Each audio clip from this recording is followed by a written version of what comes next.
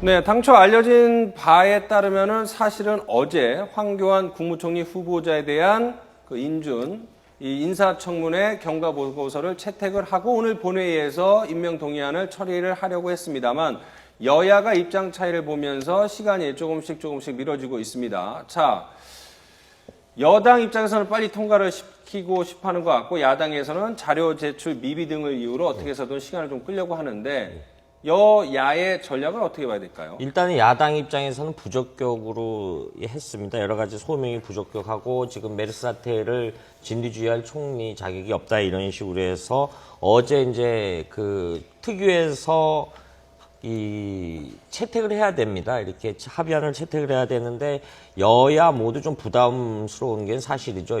어째 당초 이제 지금 말씀하신 대로 여당에서는 오늘 본회의 처리를 해서 정부로 이제 14일 이송을 하면 14일부터 다음 월요일부터 정상으로 총리로서의 이제 역할을 빨리 수행하게끔 이렇게 계획을 했었는데 이런 지금 메르스 사태라든가 대통령의 이제 방미 일정이 연기되고 여러 가지 전국이 좀 복잡 단안하게 돌아가기 때문에 네. 여당으로서는 단독으로 미치긴 굉장히 좀 부담스러운 부분이 있죠. 그래서 유승민 원내대표가 어제 오후 늦게 이야기했죠. 그러니까 어제 기준으로 봐서 내일 우리가 본회의 처리하기엔 좀 미룰 것 같다. 그래서 여야가 오늘 그 의원총회가 다 잡혀 있습니다. 이런 예. 식으로 해서 이제 국회법 개정안도 맞물려 있고 이런 부분에 대해서 종합적으로 의견을 해서 좀 야당에 시간을 좀 벌어주는 모양새를 좀 취해야 될 것 같습니다.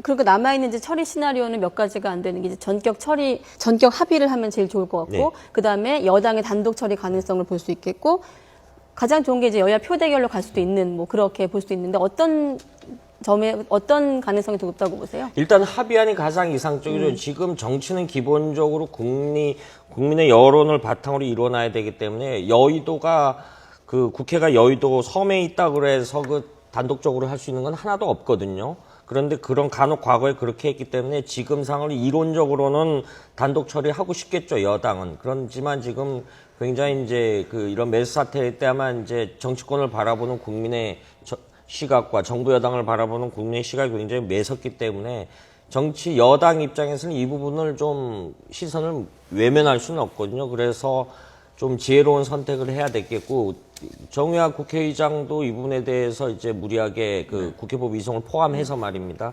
이렇게 좀 빨리 간극을 합의해라 이런 입장으로 하고 있는 거죠.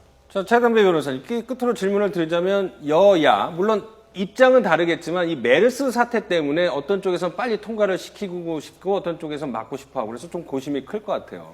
그렇죠. 아무래도 사실 이 메르스 사태 때문에 국민의 모든 관심은 이 메르스에 집중되어 있지만 그렇다고 해서 임명동의안을 그냥 넘길 수는 없지 않습니까? 네, 여당 입장에서는 이미 박상욱 대법관 후보자일 때도 단독 표결을 한번 처리를 했습니다.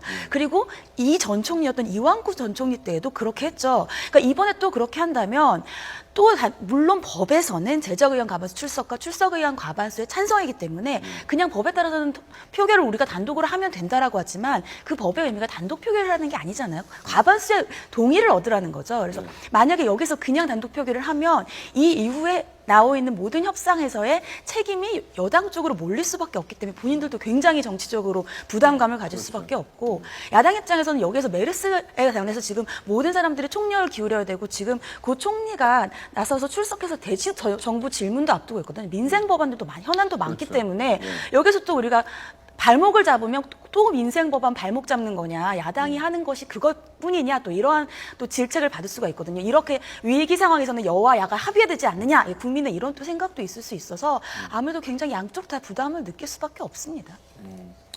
자, 마지막으로 짧게 하나만 더 질문을 하자면 총리 공백 상태가 장기화되고 있어서 한쪽에서는 총리가 없어도 잘 모르겠다는 얘기도 있고 메르스 사태가 터지면서 컨트롤타워 부재기가 나면서 그래서 총리가 필요한 것 같다 이런 얘기가 엇갈리고 있는데 정부나 여당, 청와대 입장에서 어쨌든 총리가 빨리 임명이 돼야겠다 이런 바람이 강하겠군요. 그렇죠. 아무래도 뭐 총리가 있든 없든 크게 차이가 없지 않느냐라는 뭐 그런 야유도 있을 수 있겠지만 사실은 총리가 있어야 되고 총리는 내각의 수장이지 않습니까? 그러니까 지금 사태 같은 경우에 위기 상황이면은 진두지휘할 수 있는 사람이 필요한데 물론 모든 국민과 여야가 다 정말 자결 갖춘 후보자이다라면 하면 좋겠지만 지금 상황에서 그런 후보 검증은 반드시 이루어져야겠죠. 하지만 어떤 뭐 새로운 후보자이건 아니면 이 지금 후보자이건 간에 총리가 빨리 한속히 이제 안정이 돼서 뭐 내각을 잘 이끌어갈 수 있는 것이 더 안정적이지 않을까 싶습니다.